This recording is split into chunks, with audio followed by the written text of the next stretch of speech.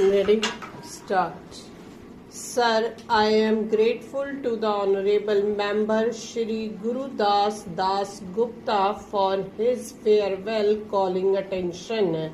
I am sure, notwithstanding the statesman editorial, Mr. Das Gupta will return to Parliament. We look forward to the day when we shall have his company once again. Sir, this is indeed a very important issue. It is an issue which concerns all the people of this country and the entire economic system. There is no denying that fact.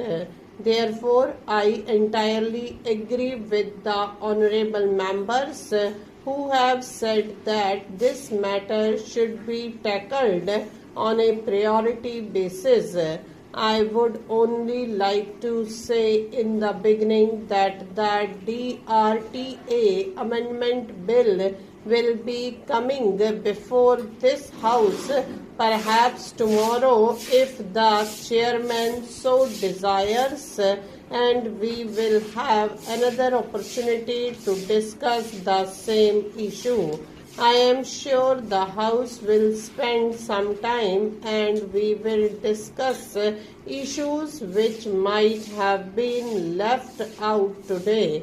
A number of other general issues have been raised. The House is already in a farewell mood and mode. I would not like to take the time of the House in replying to those general philosophical issues.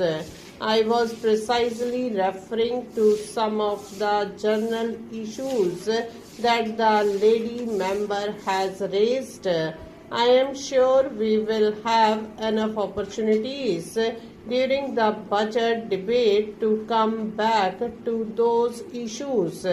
I think that will be the appropriate occasion for me also to put forth the point of view of the government in regard to those issues. I will only make one general comment, and that general comment is, let us not see the ghosts where they don't exist. For everything, let us not blame the IMF, the World Bank and the WTO. I think it is time to go out of this very narrow mindset. There is no reason for a country like India to be afraid or scared of any one of these organizations or their membership. We are not under an IMF program. Therefore, IMF is not in a position to tell us what we should do or what we should not do. Those days are gone. I hope they have gone forever. Similarly, we all know the World Bank does not dictate the policy.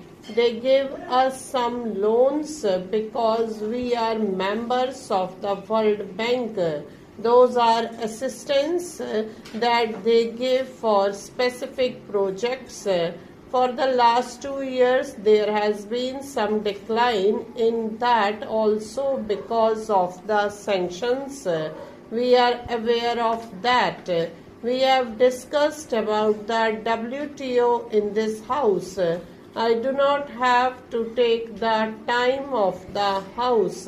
As far as the NPAs are concerned, let me make it clear that NPAs are not the result of the liberalization policies which were started in this country in 1991. It is not because of liberalization policy that suddenly we have rupees 58,000 crores of NPAs. NPAs have been there from before. What happened as a result of the liberalization policy is that we became aware of this fact that we have to look at the health of our financial institutions.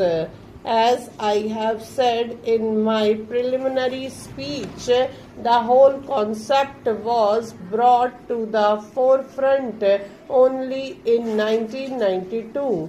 It was from 1993-94 that the banks were required to start calculating the reporting their NPAs. Before that, there could have been NPAs, but we were not even aware of how much NPA was there for each bank and what was the prudential norms. Let me say that today we are far more aware and conscious of the need for the absolutely robust health of the financial sector, because it is the experience of all the countries in the world, of the global community, that a problem will begin, a crisis will begin if the financial sector is not up to the mark. What has happened in East Asia? The basic problem that took place in East Asia was the weakness of the financial sector, which could not tackle the crisis which overtook the countries of the region. Therefore, our concern is that our financial sector should be absolutely healthy, in the pink of health. It is the prime need of the hour. There is no way this country can afford to let the things drift.